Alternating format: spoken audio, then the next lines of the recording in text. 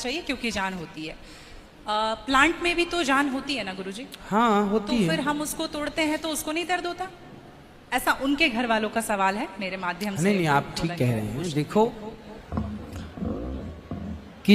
आप ना गेहूं को चबा जाइए जी, चने को चबा जाइए, दालों को चबा जाइए, तो वो रोती नहीं है, चीखती नहीं है, उसमें रक्त नहीं होता, हड्डी नहीं होती, मांस नहीं होता, वो चीखती नहीं है, चिल्लाती नहीं है ना। पर आप मुर्गी को मारिए तो वो चीखेगी, चिल्लाएगी, भागेगी, खून है, हड्डी है, मांस है ना। एक्चुअली सिद्धांत है ना। देखो, इतने सारे मर्द हैं, लेकिन इतने सारे मर्दों में एक मर्द ऐसा है जो आपका हाथ पकड़ के रह सकता है, आपका हाथ पकड़ के घूम सकता है, कोई कुछ नहीं बोल सकता, क्योंकि वो आपका पति है ना।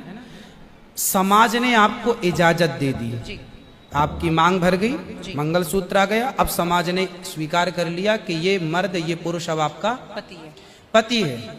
अब आपको दूसरे पुरुषों के साथ देखा गया तो आप अच्छे नहीं माने जाएंगे। तो जैसे समाज ने एक पुरुष के संग, एक स्त्री के संग इजाजत दे दी, शास्त्र ने इजाजत दे दी कि आप इसके साथ रह सकते, ये लीगल है, उसी तरह आपको गेहूं, चावल, अंकुरित अनाज चीजें, दाल, चावल, सब्जी, रोटी खाना लीगल, वेद ने आज्ञा दे दी, ये खा सकते हैं। मांस के लिए आज्ञा नहीं दी। पतिव्रता नारी पराये मर्द के संग, पराये पुरुष के संग घूमेगी तो समाज उसे ठीक नहीं कहेगी।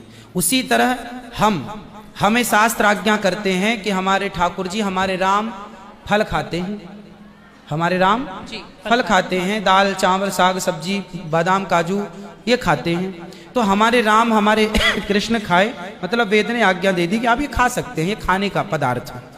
मांस शेर के लिए है, बिल्ली के लिए है, कुत्ता के लिए। क्या आप कुत्ता हैं? क्या आप बिल्ली हैं? क्या आप शेर हैं? क्या आप चीता हैं? नहीं।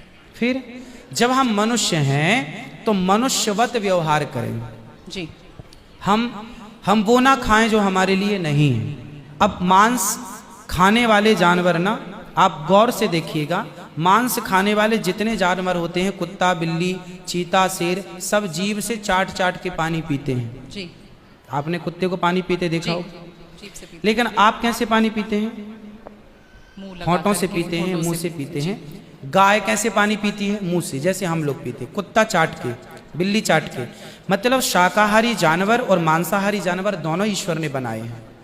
गाय को आप मांस परोसिए, नहीं खाएगी, वो बकरी को मांस परोसिए नहीं खाएगी, भैंस को मांस परोसिए नहीं खाएगी। जब जानवर होके अपने धर्म में अड़े हैं, तो हम इंसान क्यों अपना धर्म छोड़ रहे हैं? अब जो मांसाहारी जानवर होते हैं, उनको आप ध्यान से देखना, उनके पांव में नाखून होते हैं, जबकि शाकाहारी जानवर के खुर पाए जाते हैं। जैसे गाय का खुर होता है, बकरी का खुर होता है, भैंस का खुर होता है, जबकि चीता का, शेर का, कुत्ते का, बिल्ली का। अब आप देखिए कि आपके ईश्वर ने पैर बनाए हैं ना तरीके से, आप मुंह से पानी पी, मतलब आपके लक्षण शाकाहार से मैच कर रहे हैं, है ना।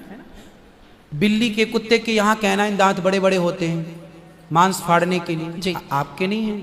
मतलब आप ईश्वर की तरफ से शाकाहार। और अब मैं नहीं कहता, आप मेडिकल साइंस का अध्ययन करके देखिएगा, साइंटिस्ट लोग अब सिद्ध, अभी मैं इंग्लैंड गया था, वहां मुझे बताया कि जो अंग्रेज लोग, इनके बाप दादी जो मांस खाते चले आए हैं, अब कुछ अंग्रेज लोग इतने जागरूक हो गए हैं कि अब वो मांस नहीं खाते। वो कहते हैं कि अब इसको खाने से बीमारियां बढ़ रही हैं, लोग परेशान हो रहे हैं। पहले के लोग जंगल में कंदमूल फल खाते थे, ये अब खाने लग गए हैं, सुअर खा रहे हैं, कुत्ता खा रहे हैं। अब बहुत सारे लोग शाकाहार की तरह जो जागरूक हैं बढ़ रहे हैं। तो आप और हम तो पहले से जागरूक हैं, तो हम क्यों अपने आप को मांसाहार की तरफ ले जाएं? क्यों किसी की हड्डी चबाएं? बताइए, हमारे यहाँ मुर्दे को छूने से लोग नहाते हैं, कितनी दुर्गंध है। अब देखो, आप गेहूं, आप पालक काटो, गोभी काटो, है ना, मूली काटो, गाजर काटो, दाल पकाओ, कोई दुर्गंध आती है आपकी रसोई में? नहीं। लेकिन आप मुर्गी पकाओ, मुर्गी काटो, बिल्कुल वो बदबू से भर जाएगा। मतलब आपकी नाक भी आपको गवाह देने लग जाएगी, भाई बस कर, है ना। तो शरीर एक्सेप्ट नहीं करता, आप जबरदस्ती